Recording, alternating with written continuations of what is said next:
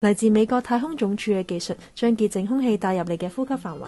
呢部就係 Respier 嘅 Self Personal Air Purifier，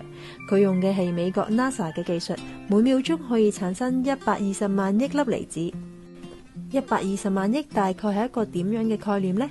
？120萬億粒離子大概可以製造0.5立方米嘅離子屏障，並且將潔淨空氣帶入呢個呼吸範圍。